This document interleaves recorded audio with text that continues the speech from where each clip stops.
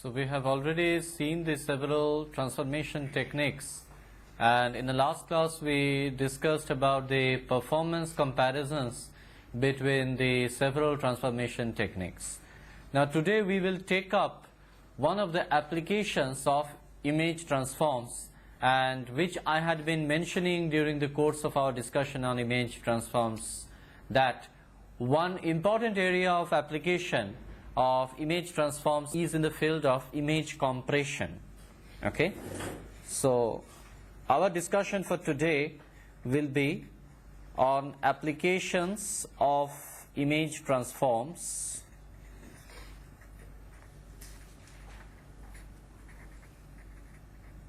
in image data compression.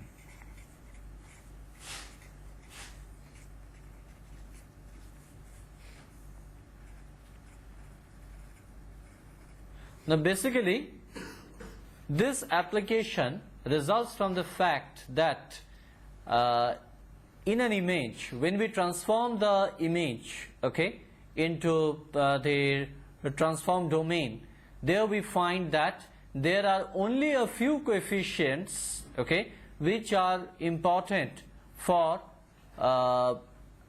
preserving the quality of the image. That is to say, the energy is contained only in a few coefficients in the transform domain.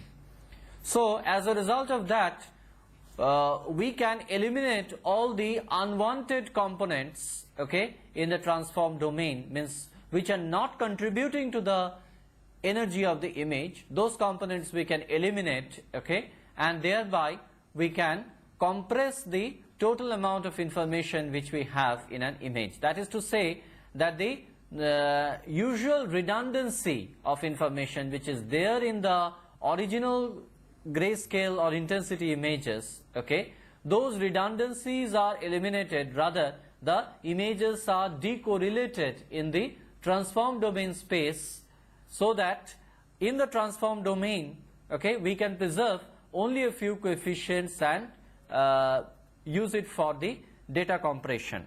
So the technique which we will be using is something like this, that we have to use a transformation technique which is reversible. Now all the transformation techniques which we studied, that is to say the DFT, the DCT, the Walsh-Hadamard transforms, etc., all the techniques are unitary transformations and they are all reversible transformation.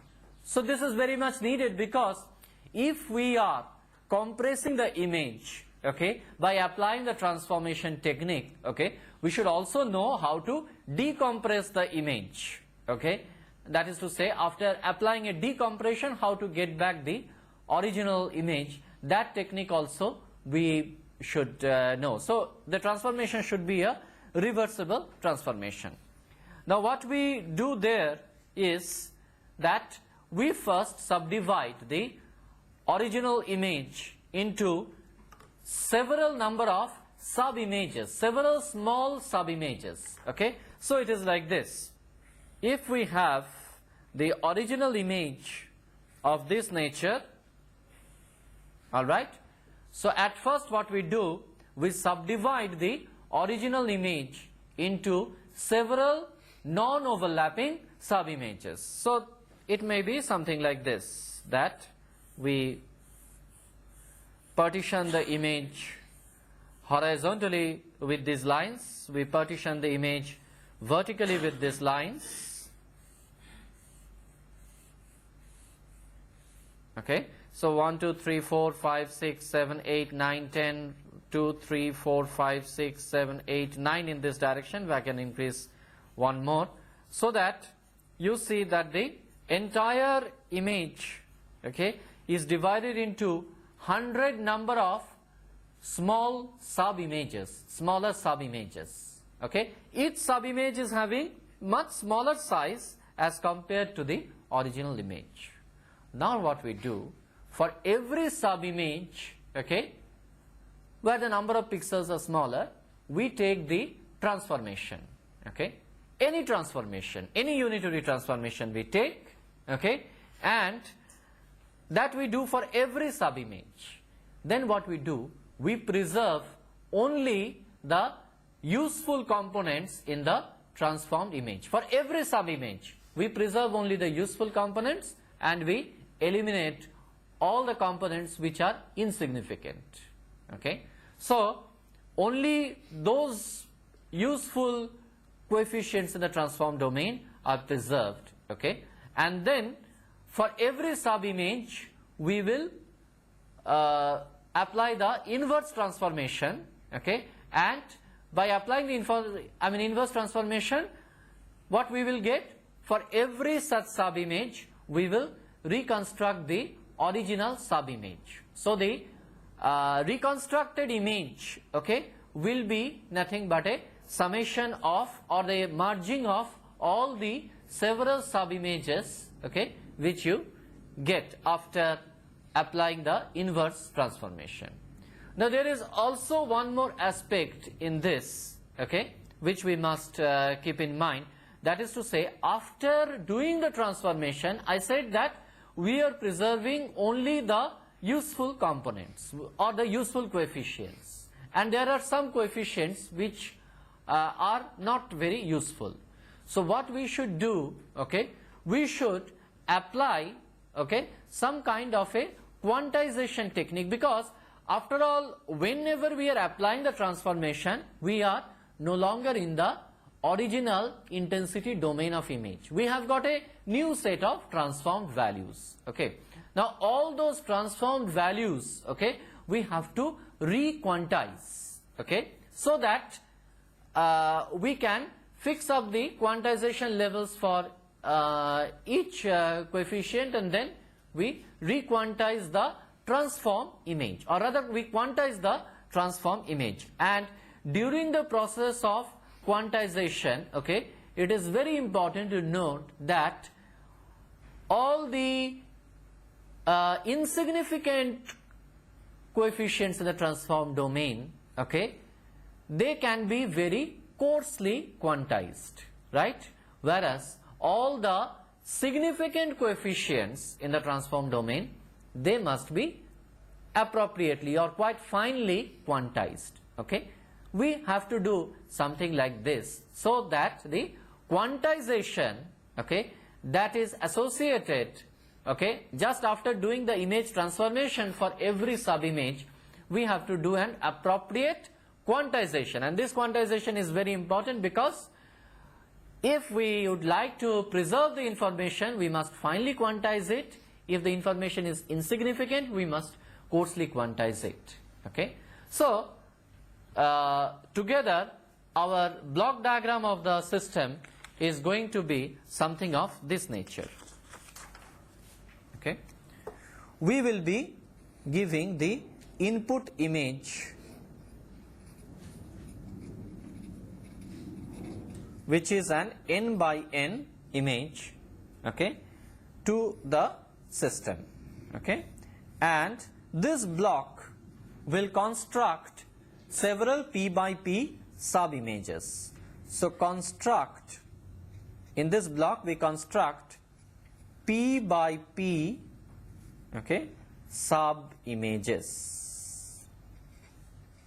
Now, obviously one restriction is always there, that p must be much less than capital N, okay, so that we can form, okay, a large number of smaller sub images. Now, how many sub images do we require, or what should be the typical sub image size? Okay, those things we are going to discuss further. Okay, so we will be constructing p by p sub images. Now, in an n by n image, can you tell me that how many such sub images must be there? How many sub images must be there? N square by p square. So, we must be having n by p square, those many number of sub images, okay, and each sub image will be of size, okay, the sub images will be of size p by p, okay, so that we have n square number of pixels, and considering n by p whole square number of sub images, all total we get n square number of pixels once again. So n by p whole square number of sub-images must be there with us. Now for each sub-image we are applying what? A transformation, or rather the forward transformation. We write here forward transformation. Alright, and after the forward transformation, what do we have to do? We have to quantize the transform coefficients which we get. Okay, so followed by this we have a quantizer, and what should follow this? After quantization, okay, we must appropriately encode the quantized levels. I mean all the quantizer outputs, okay, they must be appropriately encoded. Okay, so there will be an encoder after this. Okay, and what do we get as an output of this encoder? We get the compressed image. Okay, so this gives us the compressed image. Now if we are knowing the compression, okay, we must know how to decompress the image and get back the original or a very closely approximated original input image which is of n by n size. Alright. So in the reverse process, what we will do, if we are getting the compressed image as an input,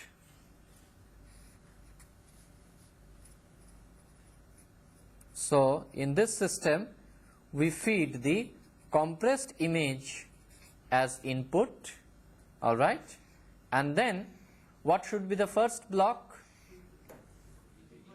Decoder, because the last block here was the encoder. Okay, so the first block here must be a decoder. Okay, and after the decoder, what should we have? We must have an inverse transformation. We must have an inverse transformation over here. Okay.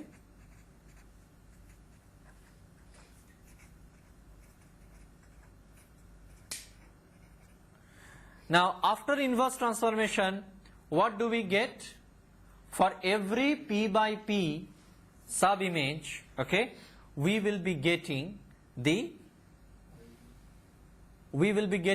original image. Okay, so we have to merge all of them. Okay, so after this we must have this block where we are going to merge the p by p sub images. Okay, and what do we get at the output? We get the decompressed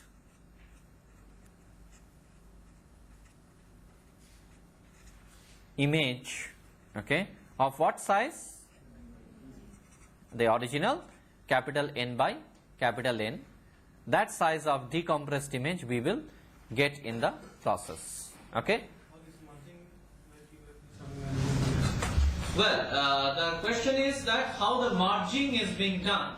It is very simple, because all the sub images are, I said, they are all non-overlapping sub images. So you take that particular sub image and you get the original image for that after applying the inverse transformation, and just put one after the other. So it is something like this, that for this sub image you find out the transform coefficients, okay, and then from the transformed image you again apply the inverse transformation and you get the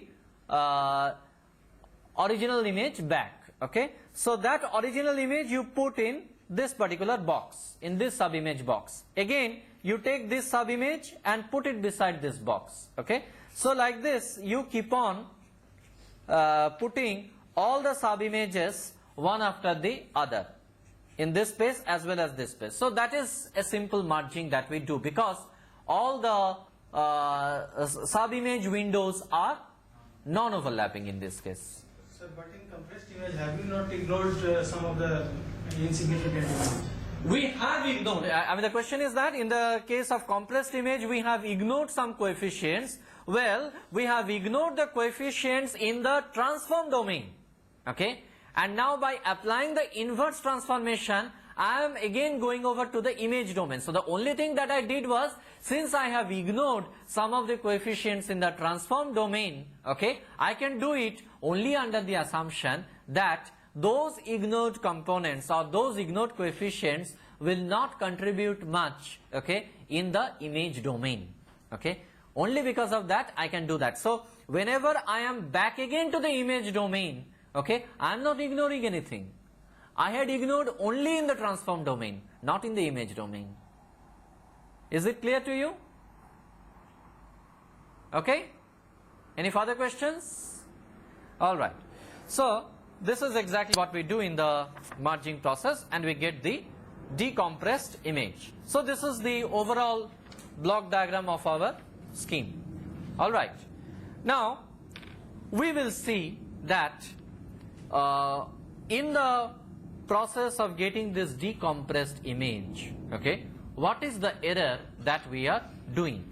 Meaning, our objective will be to get back the original input image. But obviously, we are going to have some difference between the original input image and the decompressed image. Why? Because of what?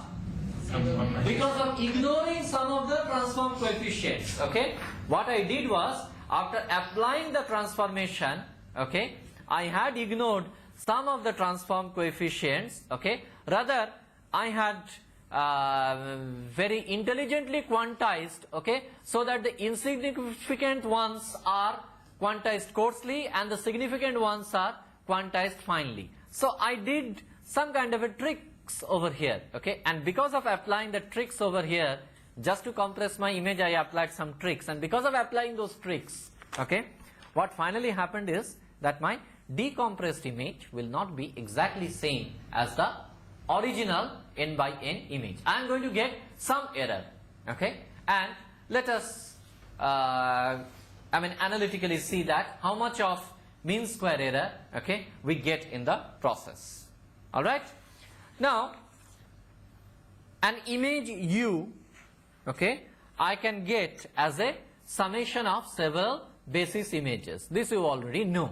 So, whenever I am writing this relation, it is well known to you that the original image matrix U can be written as a summation of what? Summation of several basis images KL. I give the index K and L, okay, for the basis images. AKL star I am writing because if the original transformation matrix is indexed with AKL, I have to write the reverse transformation as AKL star. Alright. And what should be the multiplying coefficient for this? VKL. VKL. Okay. And what should be the limits of K and L in this case? 0 to P minus 1. 0 to P minus 1 in this case, because I am applying the transformation only on the P by P subimage. Okay. So my limits of summation will be K equal to 0 to P minus 1 and L equal to 0 to P minus 1. Okay. And by applying this transformation, okay, I get the U matrix. Mind you, again, this U matrix is not of the capital N by capital N size. This U matrix is only of size P by P. Okay. I have to merge all these several P by P subimages in order to get the entire original image. So please keep in mind that this is of size P by P. Alright. Now, mathematically, I can write it like this. So as I told you that we are not going to keep all the transform coefficients V, K, L.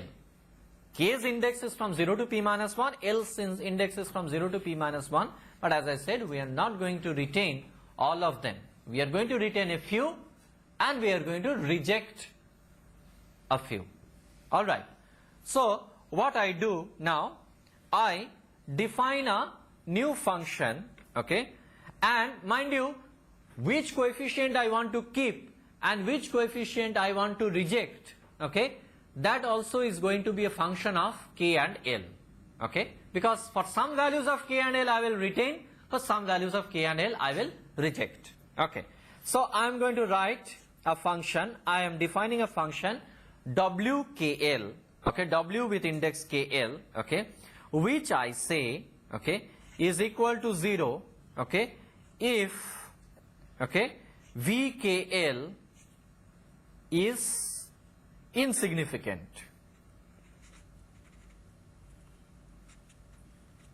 If the value of VKL is insignificant, then I am going to give the value of 0 to this function, okay, and otherwise if I consider that the value of VKL is somewhat significant, okay, I am going to retain that coefficient, okay. So it is a simply masking that I am doing. So WKL is equal to 1 otherwise. So that means to say for some values of KL I will retain the VKLs as it is, for some value of KL I am going to reject the VKLs, or rather, okay, this function is defined for KL equal to 0, 1, etc. up to p minus 1. Rather, if I now do VKL multiplied by WKL, okay, then that is going to give me that which components are retained and which components are rejected. Rather, in order to write the, this is the expression for the original P by P subimage, okay. Now if I want to get the expression for the reconstructed subimage, okay, in place of VKL, what should I write? I should write VKL times WKL, because I am going to keep some and I am going to reject some, and that is defined by this mask. So WKL, okay, this forms a transform coefficient masking. This is the transform coefficients masking, okay. So by adding this term VKL, WKL, okay, my reconstructed image, okay, can be written as, I now write it as U hat, okay. U hat is an approximated version of U, okay. So U hat can be written as double summation, of course within limits K is equal to 0 to p minus 1, L equal to 0 to p minus 1, VKL, WKL, A star KL, this being a matrix. Is it correct? Okay. Now what is going to be the mean square error?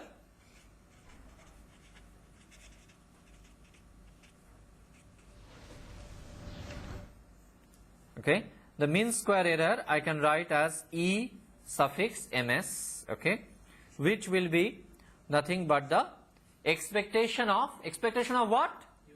U minus U hat, okay, and I have to take the norm of that, norm of this matrix. So norm of U minus U hat square, okay, this is what I have to take, and naturally this results in, if I take the original expression for U, you see that it is double summation VKL A star KL, and in the case of U hat it is VKL times WKL multiplied by A star KL. Alright, so I can write this as the expectation of, I put the norm over here, and instead of writing as U and U hat, okay, I am going to write it in their equivalent summation form, in which case I can write it in this fashion: double summation k is equal to 0 to p minus 1, L equal to 0 to p minus 1, V of KL, okay, A star KL, okay, this multiplied by 1 minus WKL, okay,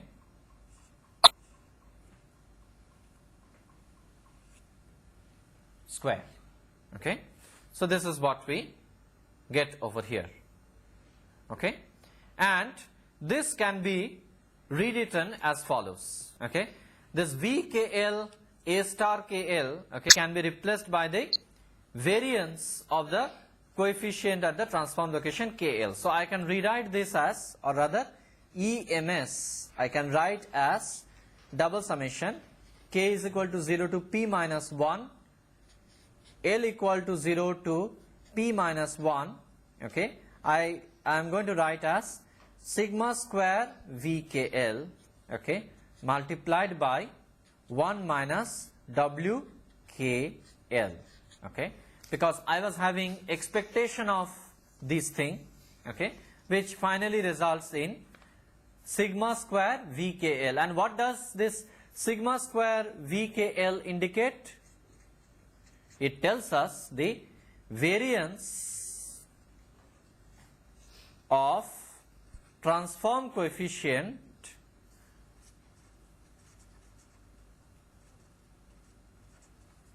at location KL. So since it is variance, okay, obviously I have to compute it over what? Over an ensemble of images, okay, or rather ensemble of sub-images. And it's not difficult to get ensemble of sub-images because we are dividing the original image itself into several sub-images, okay. So as it is, we are getting an ensemble of sub-images, okay, and take a particular location KL, okay, and find out the variance of that transform coefficient, okay, and that gives you the sigma square of VKL, okay, and multiply it by 1 minus WKL. Now I am going to ask you, what is the significance of this 1 minus WKL term? This is the mean square error. So what is the significance of this 1 minus WKL term? Well, for the values of K and L, okay, in which we are going to retain the coefficients, okay, that is given by WKL, okay. So if WKL is equal to 1 for a particular KL, we know that that component is to be retained, and if and so that means to say 1 minus WKL is giving me the coefficients, okay, which are to be rejected, okay. So EMS is nothing but I can physically interpret as a summation of variance of transform coefficients for the rejected coefficients, okay. Summation of variances taken over the rejected coefficients gives me the mean square error, okay. All right. So that means to say that we should choose, okay, that kind of a transformation, okay. We should choose only those transformations that the energy compaction is good, or rather where only a few transform coefficients, okay, can give us the, are of significance, okay, and all the rest of the transform coefficients are insignificant, okay. That means to say that the energy is contained only in a few transform coefficients. We should choose those kind of transformation techniques.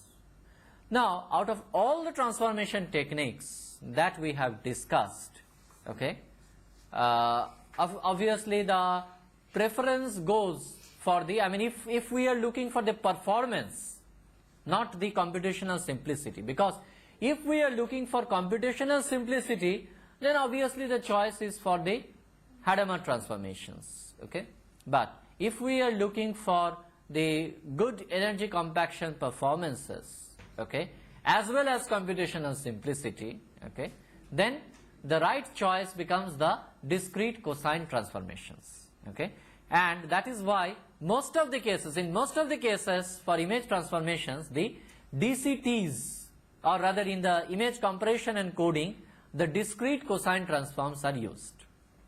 Energy compaction, even the KL transformation is also giving a good energy compaction, but I already told you that the KL transformation suffers from the disadvantage that the transformation matrix, okay, becomes heavily image dependent, or rather the transformation kernel cannot be pre-computed as it can be done in the case of the discrete cosine transforms or the discrete Fourier transforms and others.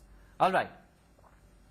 Now, one more thing you should see, okay, this EMS which you are computing, okay, this has been taken only for one particular sub-image, okay, and this EMS, okay, is not going to change from sub-image to sub-image. So, the mean square error, okay, for a particular sub-image, okay, is going to remain constant over the entire image, or rather, if we are taking the mean square error of the entire n by n image, it is going to be equal to the mean square error for any single sub-image.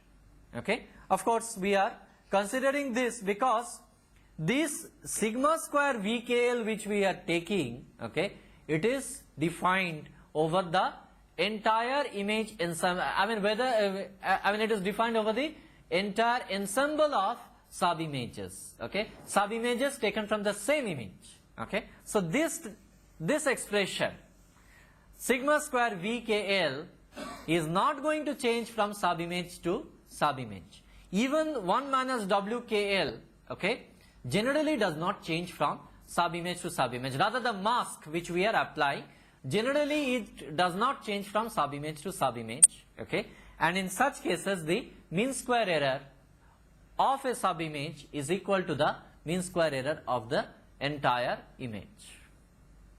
Of course, I said something that this WKL is not going to change from sub-image to sub-image, all right, but think about it, is it always going to be true? Well, in every image, what we are doing after all? We are partitioning the image into several sub-images.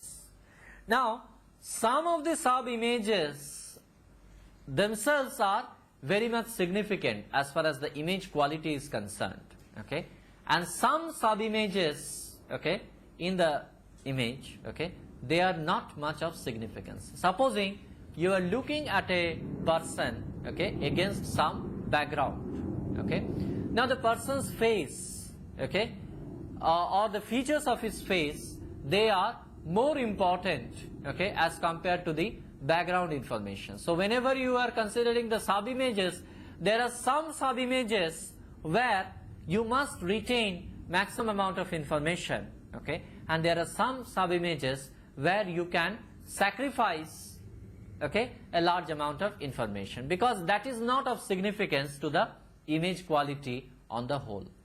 So, for those kind of images, what we should rather try to do is this WKL mask which we are applying, that is to say which coefficient to choose and which coefficient to reject, if I make it variable for every sub-image, or if it is made different for every sub-image, okay, then what we are going to do?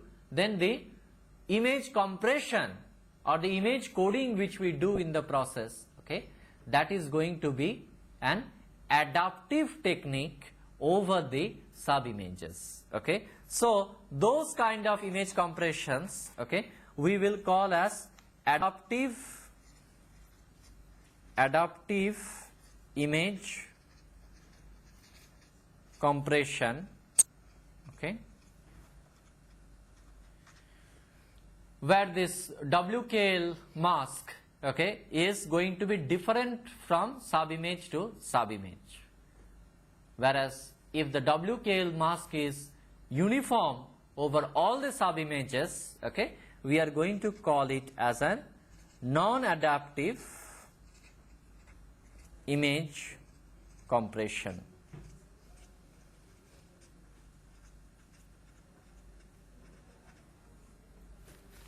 All right.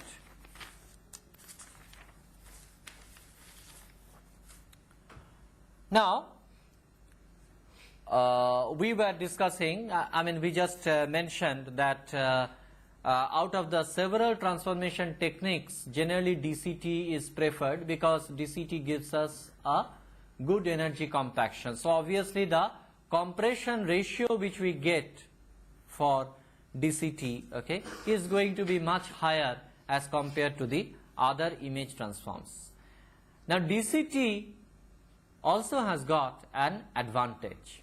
Look, sometimes back we were discussing about merging of several sub-images. All right. Now, if in the transformation process itself we make some approximations, if we make good amount of approximations, okay, in the transformation technique itself, in the transformation itself, okay, then what happens that whenever we are merging several blocks, okay, merging several sub-images, then we find that always near the boundary of the sub-images, okay, there are some artifacts which are present, or rather when the entire image is merged, okay, when all the sub-images are merged, then in the reconstructed image you can find some amount of artifacts, okay, for every such sub-image portions, okay. So the final reconstructed image will somewhat look like this. There will be some effects of blocks, okay, which you will find in the image. And obviously, presence of this kind of things, okay, near the sub-image boundaries, okay, will act as a, will be objectionable, okay, in the reconstructed image. Okay, it is found that the discrete cosine transformation, okay, does not suffer from this particular disadvantage. That means to say that in DCT, okay, or rather I can say that the discrete cosine transform, okay, minimizes what is called as the blocking artifacts. Blocking artifacts, okay, which results from, or rather which are known as the block-like appearances, okay. So the block-like appearances in the reconstructed image will not be there, or rather will be minimized if you are using DCT.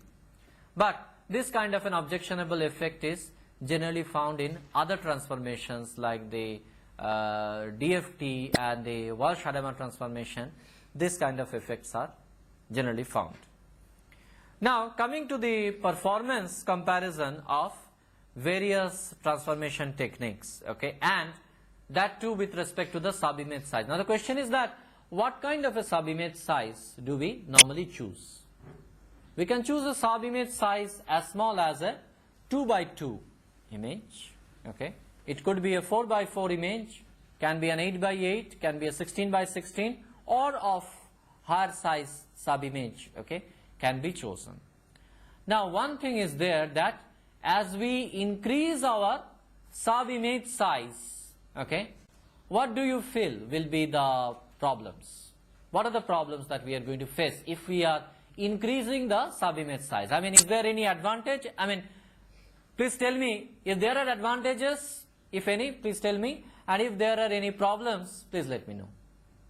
What do you feel? Yes, please, loud. Parallel computation is more in this case if many elements will take. Parallel computations. Okay. Now, one suggestion is that if you are taking larger sizes, okay, larger sizes of sub-image, then you have less of parallelism in the computation. Okay. Okay, that is one fact which I can clearly agree. Any other observation? Insignificant components are reduced. Insignificant components are reduced, but the proportion of insignificant components, okay, that is going to remain same mostly for all the sub-images. So I don't think that is of much significance. About the mean square error, the mean square error definitely reduces, okay, whenever we are going in for larger and larger sub-image size, okay.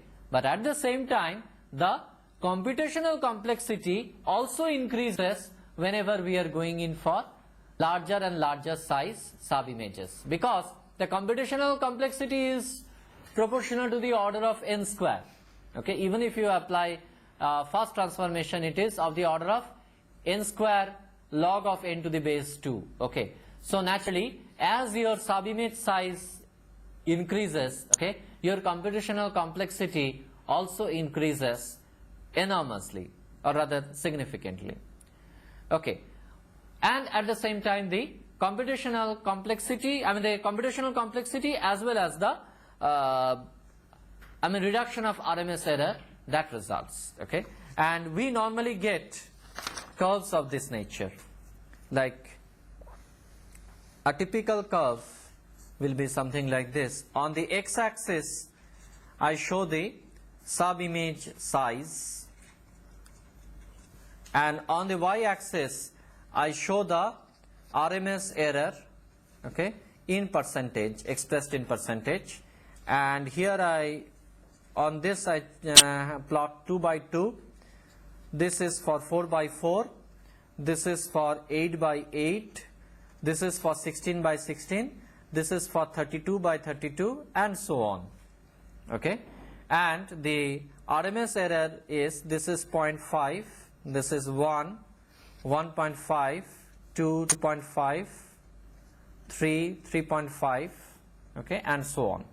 So it is generally found that the DFT follows a curve like this. It starts with 3, that is to say RMS error is roughly 3% for 2 by 2 images, okay, and then it comes down, okay, for 4 by 4, okay, remains almost the same for 8 by 8 images also, and then again it decreases, okay. So this is the nature of the curve we get for the DFT, okay. And for the Hadamard transform, the curve is generally like this. The curve is like this for the Hadamard transform, and for the discrete cosine transform, the curve is of this nature. From 2 by 2 to 4 by 4, there is a drastic reduction, okay, and thereafter the curve, okay, remains more or less uniform. This is the performance that we get for DCT, okay.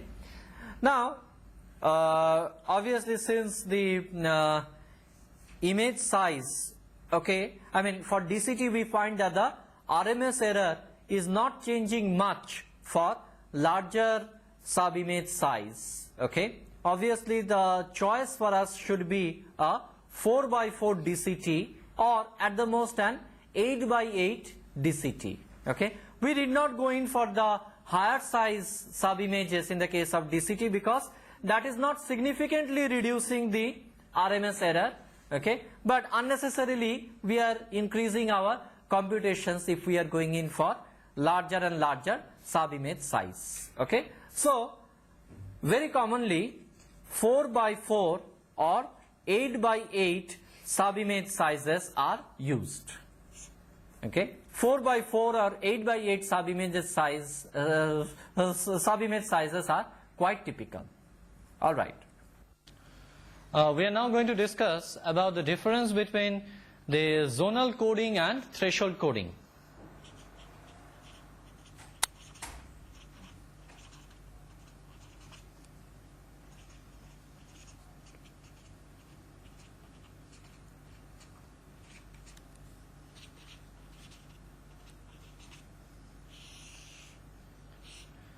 Now in case of zonal coding, what we do is we define a zonal mask. Okay, as I was telling you that the WKL, which is defined as the mask, okay, can be written as WKL is equal to 1 when the values of K and L for the subimage lies within a particular zone, and I call that zone as IT, okay, and the value of WKL is equal to 0 otherwise. Okay. So now the question is that what should be this zone IT that we take? So clearly what we are trying to do is that for a P by P subimage like this, okay, we are going to consider some specific zone. Okay, let us say that the zone is defined, okay, for these pixels, and let us say that for all the values of K and L, so this is the axis of K, this is the axis of L, and for all values of KL, okay, which are lying within this zone, I am going to put the value of WKL as 1. That means to say I am going to take the coefficients from these values of KL, okay, and for rest of the subimage I am going to make the value of WKL equal to 0. So that means to say in this zone we are going to make the value of WKL equal to 0. Now the question is that how do we choose that it is this zone only which we are going to take? So for that matter, what we do, for every pixel, okay, for every K and L values, okay, within this subimage, we are going to compute the variances, okay, and for and we take the largest variances out of these values. So that means to say that we compute the variances and we take the largest NT number of variances. So the zone IT is now defined like this. IT is the zone of largest NT variances of the transformed samples. Transformed samples, again transformed samples VKL, because we are going to take the transformed samples from VKL. So we pick up the largest NT variances. So the zonal mass, so wherever I find WKL value equal to 1, it means that they are having very large variances, and for the rest of the region, okay, we have the value of WKL, okay, equal to 0. Now this is, so this type of concept is called as a zonal masking, okay, where we take the largest NT variances. Whereas we can adopt a different scheme for composing this mask WKL. There, instead of taking the largest NT variances, we will take the largest NT coefficients, okay, in the largest NT coefficients out of the transformed samples, okay, instead of taking the variances. Now variance means we are going to define the variances over an ensemble of subimages. Alright. So whenever we take an ensemble of subimages and decide on the largest NT variances, then this kind of a mask, okay, this mask, this zonal mask which I defined, okay, will remain same for all the subimages. Whereas if I take, okay, the largest NT coefficients, okay, then that may differ from subimage to subimage. So what we do in the case of threshold coding, so in threshold coding, okay, we encode the NT coefficients of largest amplitude.